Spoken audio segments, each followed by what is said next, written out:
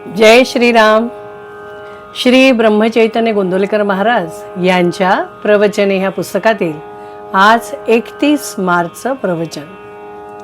बघता बघता हा उपक्रम सुरू करून आज 3 महिने पूर्ण होत आहेत. मला अत्यंत आनंद होत आहे. मला अतिशय तुम्हाला सगळ्यांना धन्यवाद द्यायचे आहेत, कारण तुम्ही दिलेल्या प्रोत्साहनामुळे आणि महाराजांच्या कृपेने आणि रामाच्या इच्छेने हे सगळं घडतं आहे असं मला वाटतं. तर सुरू करूयात आजचं 31 मार्चचं प्रवचन.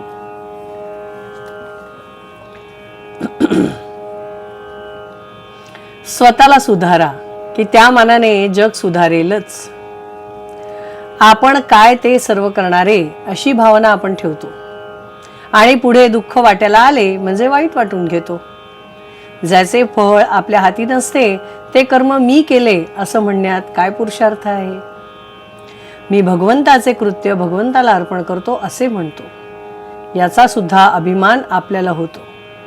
जगात सात्विक वृत्तीने वागणारे पुष्कळ असतात, पण मी करतो हा अभिमान त्यांनाही सुटत नाही.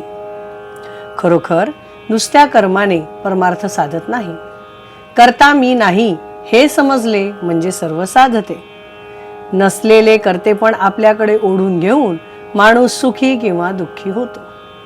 ज्याच्याकडे करतेपणा आहे त्याला ते देऊन आपण सुखदुःखातीत राहावे. खोलीतल्या खोलीत जो सुख मानून घेतो तो कैदी खरा सुखात असेल असे आपल्याला वाटते. देहाच्या पलीकडे काही नाही असे मानू लागलो आणि विषयात सुख पाहू लागलो तर ते त्या कैद्याप्रमाणेच नाही का? पण त्याच्या पलीकडे काही आहे हे समजले नाही तोपर्यंत ते सुख वाटेल. एकदा का बाहेरची हवा कैद्याला लागली म्हणजे तो नाही म्हणणार की कैदीपणा चांगला म्हणून. त्याचप्रमाणे एकदा भगवंताच्या आनंदाची हवा लागली म्हणजे माणूस विषयात नाही राहणार. चित्त आपल्याला निर्विषय करता येणार नाही, पण ते भगवंताकडे लावता येणार नाही असे नाही. बुजार घोड्याला जसे चुचकारून घेतात तसे मनाला करावे. वृत्ती जिथे पालटायला लागते तिथे सावध राहावे. भगवंताचे स्मरण चुकले की काहीतरी अवघड वाटायला हवे. आज नको वाटणारे नामस्मरण बळजबरीने करावे, म्हणजे हवे वाटणारे विषय जातात. प्रापंचिक अडचणीतून आपण मार्ग काढतो, पण परमार्थातल्या अडचणींना का बरं भ्यावे? जर आपल्याला विवेकाने सुखी राहता आले नाही तर आपल्याला सुख कधीच मिळणार नाही. नुसते गिरी कंदरात जाऊन कुठे परमार्थ साधता येतो का? तसे असते तर तो माकडांनाही साधता आला असता. खालच्या प्राण्यांना आपले विकार आवरण्याचा विचार नसतो, पण मनुष्याला चांगले वाईट कळते. त्याला सारासार विचार करण्याची शक्ती आहे. ही त्यांच्यावर भगवंताची कृपाच आहे. जग सुधारण्याच्या नादी आपण लागू नये.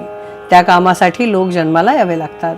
अगदी आपला मुलगा जरी झाला तरी त्याला योग्य ते सांगून पाहावे, पण मी त्याला सुधारीनच असा भ्रम नसावा.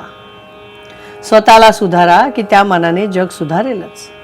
कर्तव्य म्हणून वकील जसा भांडतो त्याप्रमाणे कर्तव्य म्हणून प्रामाणिकपणाने आपण प्रपंच करावा. त्यामध्ये भगवंताला विसरू नये. इस प्रवचन में महाराज ये कहते हैं कि हमें ऐसा लगता है कि हम दूसरों को सुधार सकते हैं, लेकिन दूसरों को सुधारने से पहले हमें अपने आप में क्या कमियां हैं वो पहले ढूंढकर अपने आप को सुधारना ज़रूरी है. तब जाकर हमें समझ में आएगा कि दूसरों को सुधारने की ज़रूरत ही नहीं है, वो अपने आप ही सुधर जाएंगे. सो नामस्मरण करते रहिए और सात्विक भाव में हमेशा दूसरों की मदद कीजिए.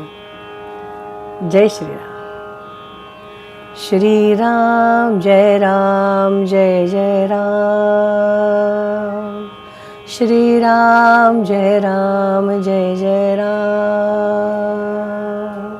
श्री राम जय जय राम.